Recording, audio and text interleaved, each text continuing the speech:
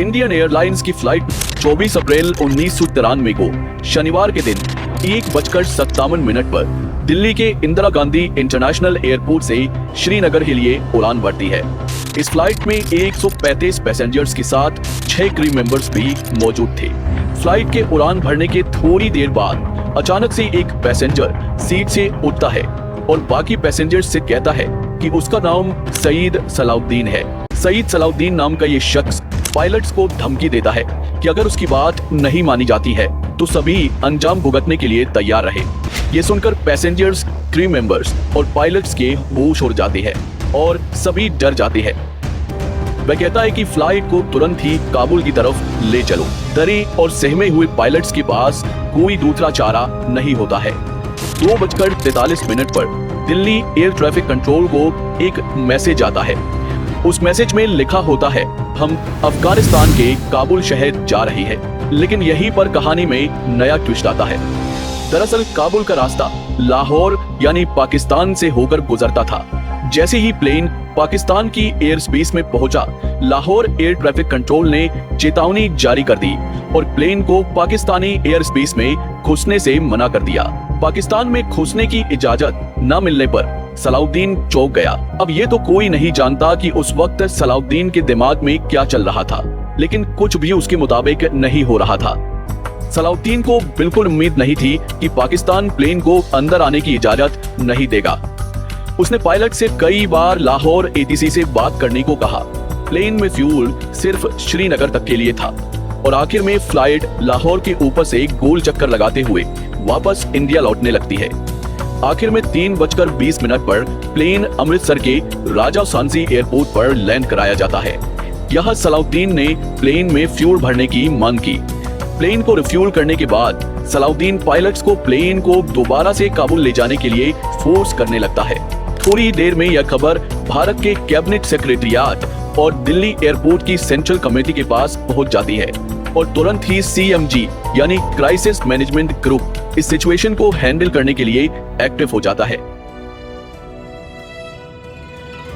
CMG फिलहाल के लिए नेगोशिएट करने का सोचती है और तुरंत ही अमृतसर डिस्ट्रिक्ट के डिप्टी कमिश्नर और सीनियर SP को राजा सांसी एयरपोर्ट पर भेजा जाता है।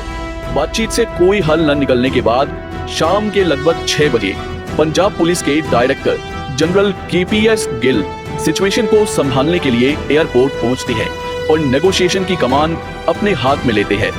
लेकिन उसके बाद भी कोई सॉल्यूशन नहीं निकलता है। इसके बाद उस समय भारत के revenue secretary Shri MR Sivaraman negotiate करने के लिए आते हैं।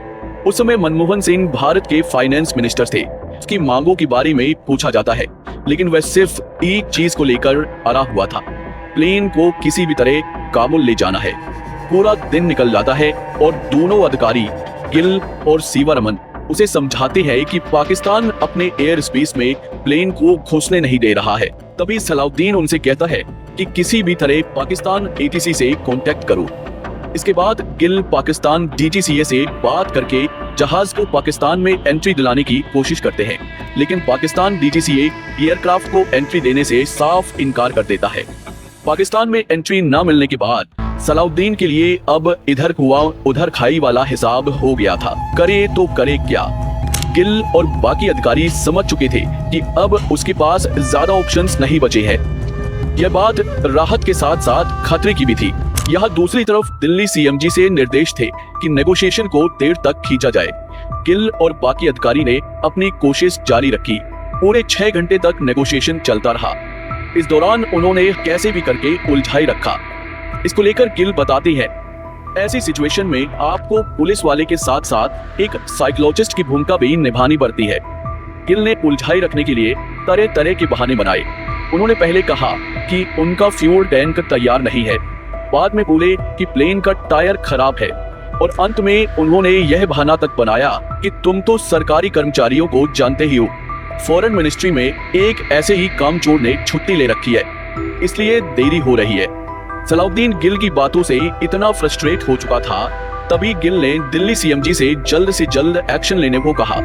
ठीक रात 11 बजे दिल्ली से लगभग 6 हेलीकॉप्टर्स में NSG टीम्स अमृतसर के लिए रवाना होती हैं।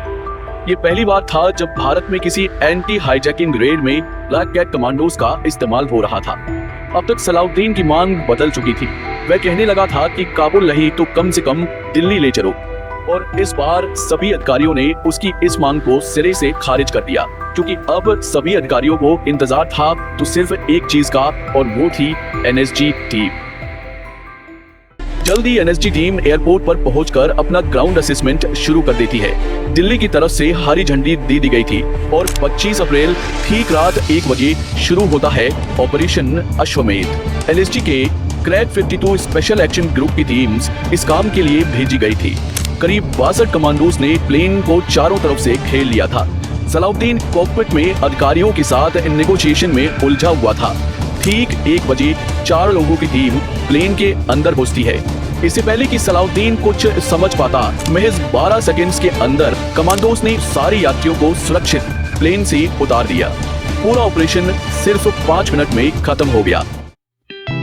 बाद में तहकीकात में सामने आया कि उसका असली नाम मोहम्मद यूनुस शाह था, न कि सलाउद्दीन।